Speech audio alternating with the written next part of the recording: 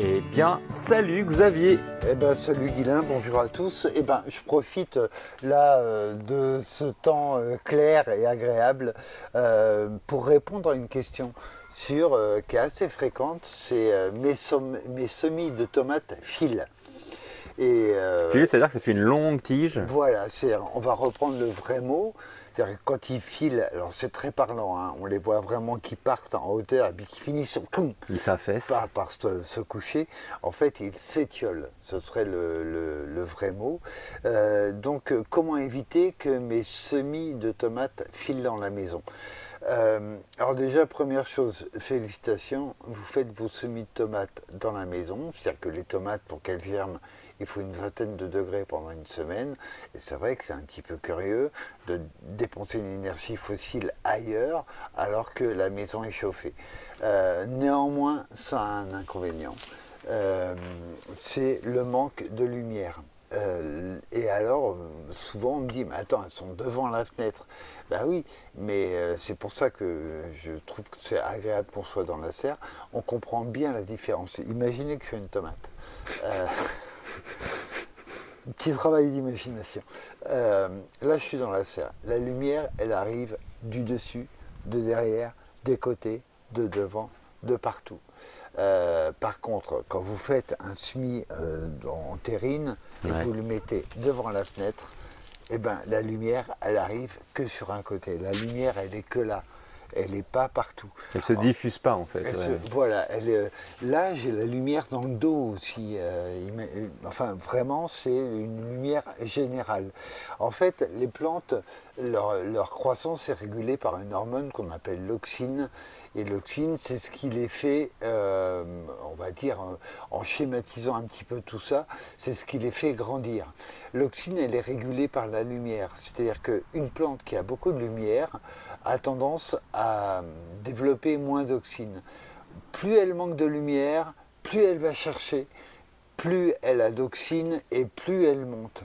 Donc en fait, quand vous semez dans la maison, même devant une fenêtre, votre plante ne reçoit la lumière que sur une face.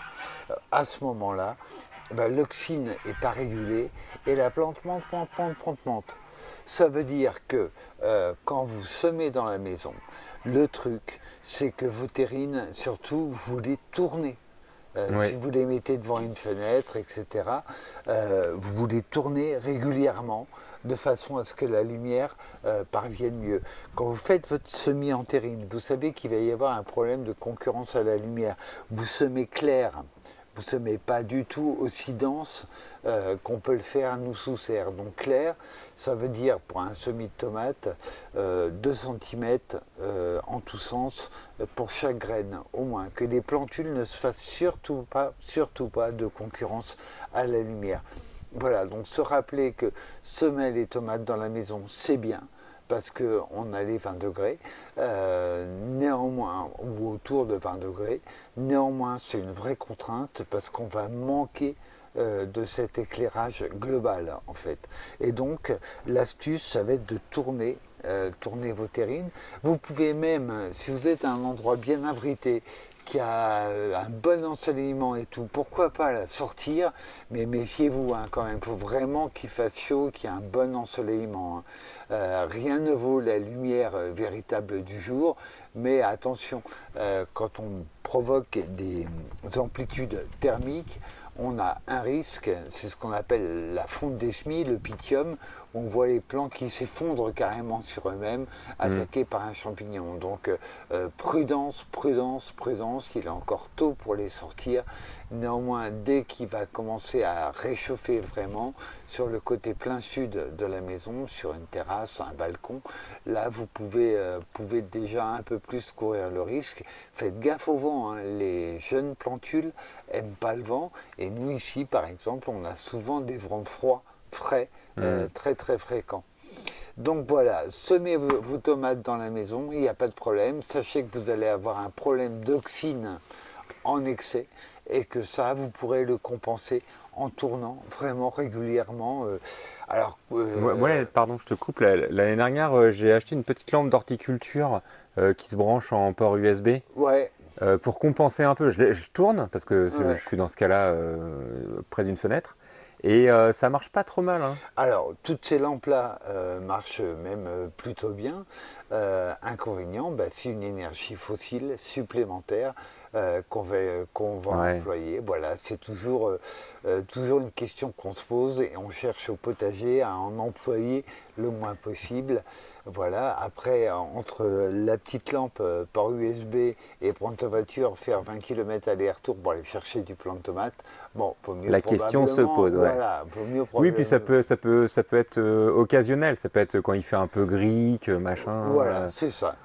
Donc à nous de les utiliser avec le plus de retenue possible, savoir que ça existe, oui, et à nous de faire preuve de retenue. Et encore une fois, ben, tourner ces plans, combien de fois par jour on les tourne? Moi, je dirais Euh, une fois par jour, peut-être. Moi je dirais un petit peu plus. Plus, ouais. Ouais, vous les tournez au moins deux C'est fois vrai qu'en par fin de jour. journée, quand il a fait un peu chaud, on les voit vraiment qui sont en train de Qui partir. tire à la Ouais. lumière, ouais. Donc, moi, je dirais un petit peu plus quand même. 2 fois. Ouais, 2 fois je par jour. dirais même un petit peu plus pour ceux qui peuvent. Voilà. Donc, faire son plant de tomates à la maison, Et c'est si on les met super. sur un plateau tournant, Voilà. Après, s'il faut un moteur pour faire tourner le plateau tournant, bon, c'est un petit peu perdu, mais toutes les astuces sont bonnes. Et oui, sont, marquez sont en bonnes à commentaire prendre. si vous avez des petites techniques comme ça. Voilà. Alors, il y en a qui ont des systèmes de miroirs, etc. Ah ouais. Ouais, voilà. Mais encore une fois, rien ne vaut la vraie lumière, en fait, tout simplement. Et pour ça, il y a un vrai luxe, c'est la serre avec une nappe chauffante, oui. Oui, Le tunnel, là, au niveau voilà. énergie, Là, voilà. Mais par pas la contre, même. le tunnel est vraiment très très pratique pour ça. Il sera très pratique aussi au moment du repiquage. Mais voilà, on a déjà parlé de cette opération qui consiste à prendre les petites plantules dans la terrine et de les mettre en godet individuel.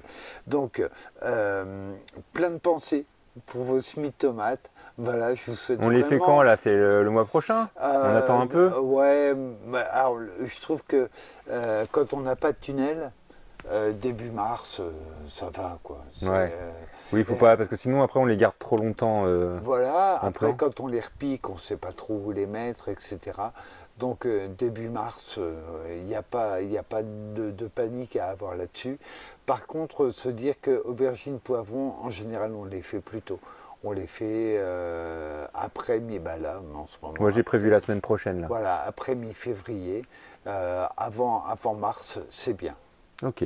Eh bah super. Eh bah, ne laissons pas les tomates filer. Voilà, envoyez-nous des photos. Et puis voilà, je vous souhaite vraiment à tous de très très bons semis.